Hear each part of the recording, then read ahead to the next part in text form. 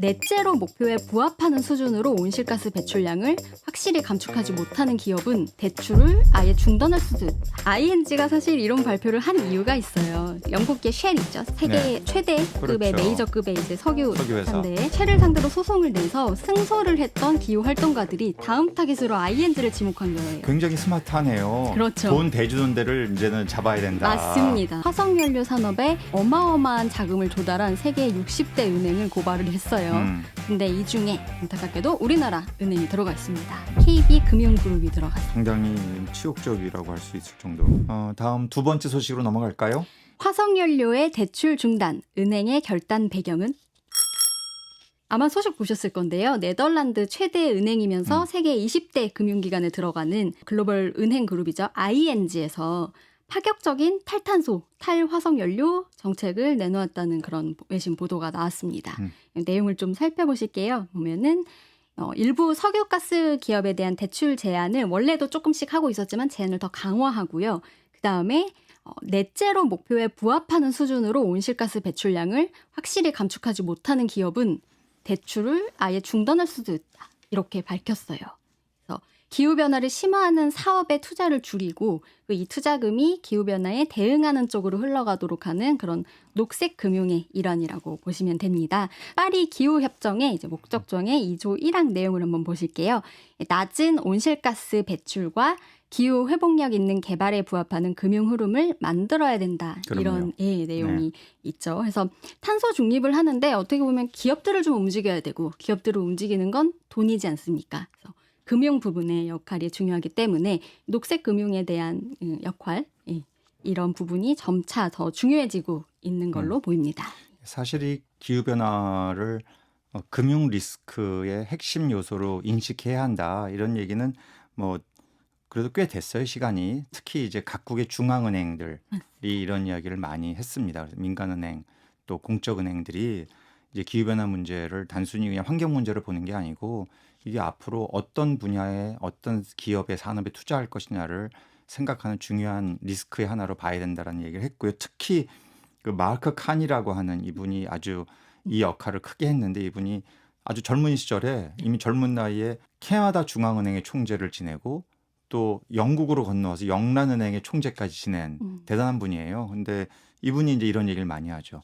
민간 금융기관이 이윤 극대화를 위해서도 기후변화를 자신들의 신용평가 리스크의 아주 중요한 부분으로 고려해야 한다. 이런 얘기를 많이 했습니다. 근데 문제는 이런 것이 실천이 생각보다 쉽지는 않다. 맞아. 이제 이런 얘기죠. 특히 한국 같은 경우 보면 제조업 비중이 크죠. 이미 제조업 분야에 들어간 대출, 투자액이 굉장히 많이 있죠. 금방 회수하기도 힘들죠. 또 은행 같은 경우는 중소기업에 대출한 부분이 굉장히 커요. 근데 우리나라 중소기업은 또 정보도 부족하고 자금도 부족하고 하니까 기후변화에 대응하는 적극적인 기술 투자나 이런 거 잘 못하죠.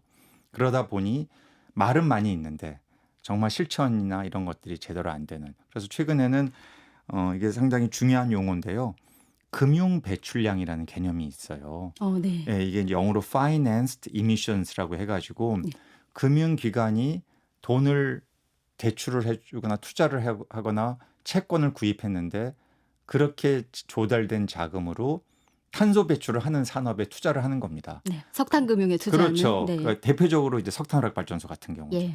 그러면 결국 그거는 금융기관이 탄소 배출을 하는데 계속 그걸 촉진하는 방향으로 돈을 제공해주고 있으니 이거는 금융기관의 책임이다라는 식의 이제 인식이 집약된 용어가 바로 금융 배출량이라는 것이고 그러다 보니 금융기관의 금융 배출량을 앞으로 해당 금융기관의 건전성을 평가하는 중요한 잣대로 삼겠다는 이런 흐름들이 또 나타나고 있기도 하죠.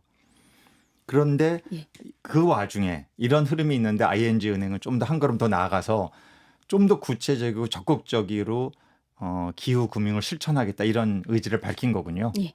그러면은 이게 보시면은 지금 말씀하신 것처럼 사실 공공에서 먼저 시작한 건 있어요.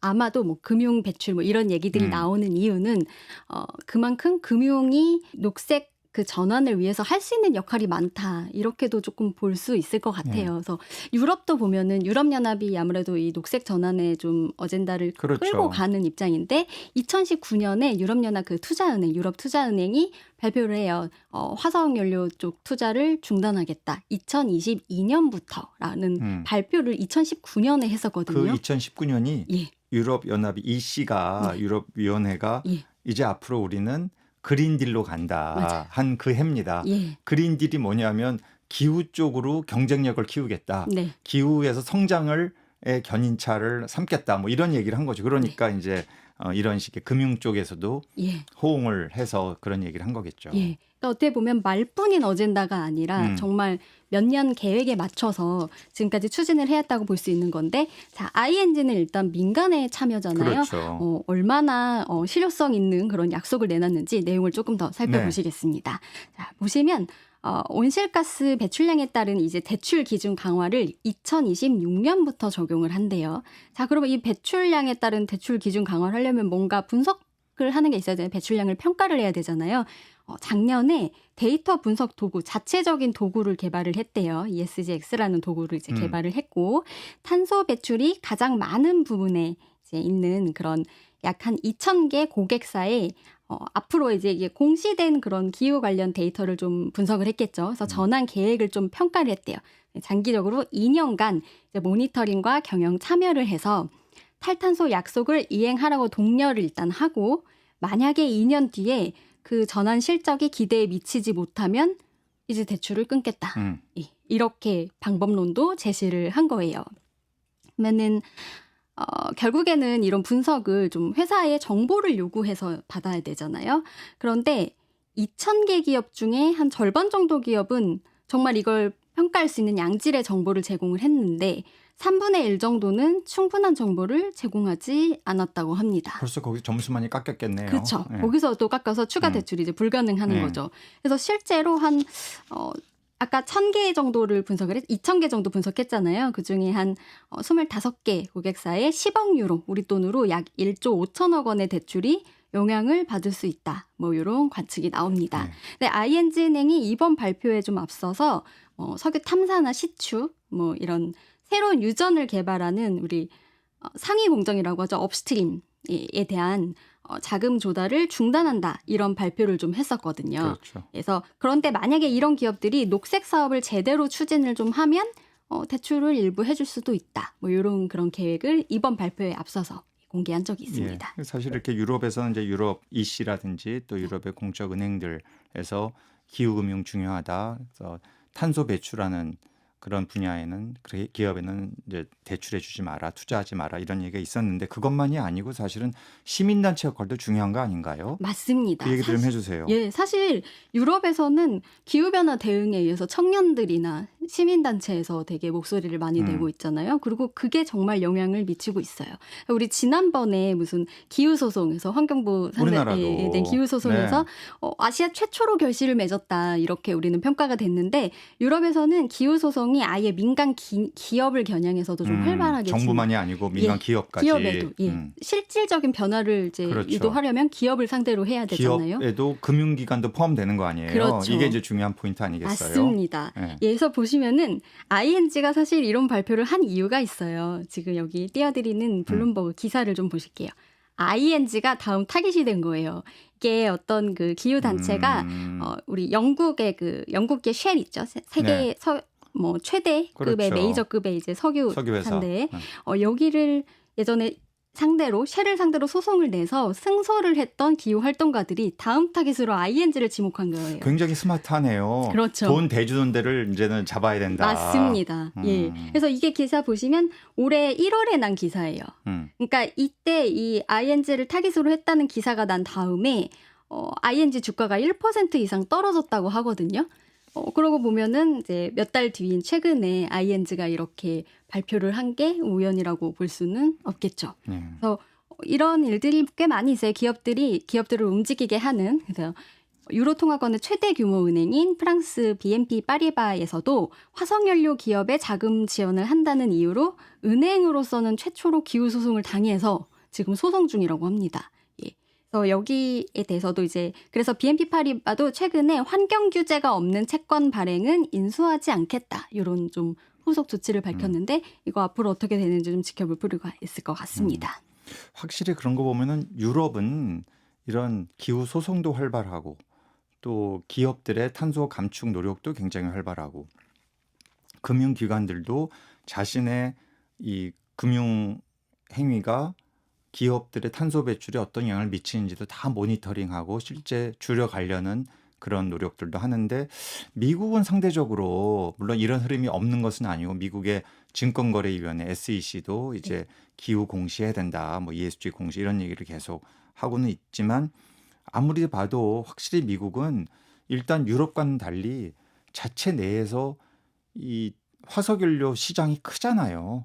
석유도 많이 나오고 셰일가스도 나오고 하니까 역시 유럽만큼은 적극적으로 기후 금융에 있어서도 그런 아주 가시적인 실천적인 모습은 조금 상대적으로 덜하지 않나 이런 모습이 좀 보이는 건 사실인 것 같아요. 우리나라 현황에 대해서도 그래서 조금 더 말씀을 음, 드리려고 해요. 말씀하셨듯이 월가에서 사실은 그 음, 화석연료 관련해서 이 녹색금융 때문에 자금을 조달하기 어려운 기업들을 지원하고 있는 그런 추세가 사실은 있었는데요.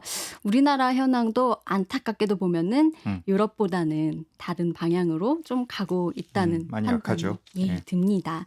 얼마 전에 한국 사회 책임 투자 포럼에서 이제 조사 결과를 내놓은 게 있어요. 우리나라가 재생에너지 투자의 그 신규 투자의 규모가 화석연료의 4분의 1 수준이었다는 그런 지적을 내놨습니다. 2022년 기준에 재생에너지 투자 금액이 10조 6천억이었대요. 근데 화석연료 투자 금액은 음, 41조 1천억에 음, 달했다고 합니다. 근데 이게 2020년 2년 전이랑 비교를 하면 화석연료는 원래치보다 4배가량 무려 증가한 수치라고 하고요. 음. 재생에너지는 오히려 감소한 거라고 합니다. 이건 참 세계적인 흐름과는 너무 상반되는 그런 수치네요. 네. 더 큰 문제는 최근 들어서는 아예 신규 투자 계획 없는 데도 많고 좀 음, 정부의 지원 사업도 좀 매년 감소하고 있고요. 그러다 보니까 우리 2020년쯤에 탈탄소 해가지고 이제 석탄화력 발전소 건설하지 않겠다라고 밝혔던 그런 건설사들도 일부 다른 개도국에서 좀 석탄화력 네. 발전소를 짓고 있는 걸로 그렇게도 얘기가 나오고 있죠. 그리고 그런 ODA 자금 같은 게 이제 개도국에서는 전력이 필요하다고 해서 그런 돈이 좀 들어가고 있는 그런 면도 있습니다.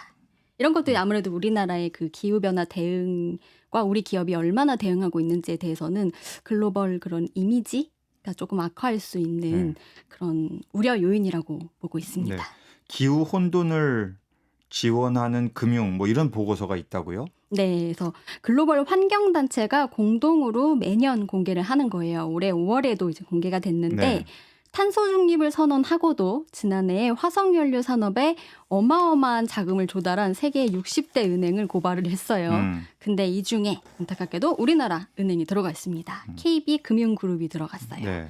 그래서 아이러니하게도 KB도 아까 말씀드렸던 것처럼 2020년에 국내 금융사 중에 최초로 탈석탄 금융을 최초였군요. 선언을 해서 화제가 됐어요. 그래서 그리고 2050년 탄소 중립을 목표로 하는 글로벌 은행 간 연합, 탄소 중립 은행 연합이라고 하는데 여기 창립 멤버예요.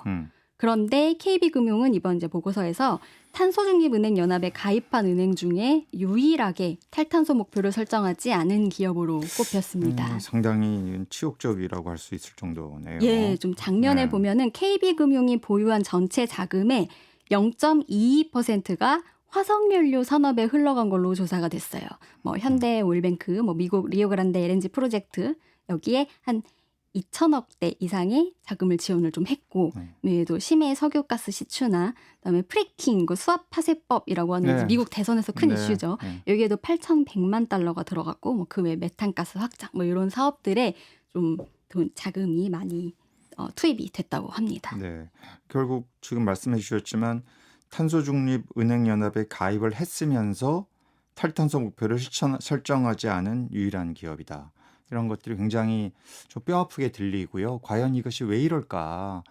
저는 결국은 정부 정책의 일관성 부재, 결국 우리나라 금융권을, 우리나라 기업을, 우리나라 시장을 어느 방향으로 끌고 가고자 하는가에 대한 분명한 목표 설정이 없기 때문에 그런 것 아니겠나 이런 생각을 떨쳐버릴 수가 없어요.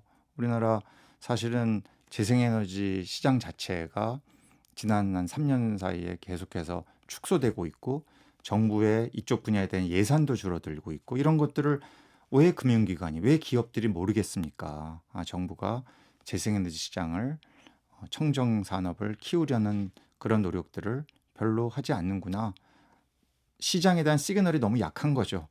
그러다 보니 금융기관들도 여기에 대한 어떤 금융 배출량을 줄여야겠다는 이러한 노력을 뭐 더디게 할 수밖에 없는 것이고 그런 것이 이런 이 금융기관들의 모습 속에서도 해외 선진국의 금융기관 다른 그런 행태로 나타나고 있는 것이 아닌가 싶어서 특히 이제 이 기후 공시가 지금 전 세계적으로 굉장히 일어나고 있는 시점에 아직 우리나라는 로드맵이 없잖아요.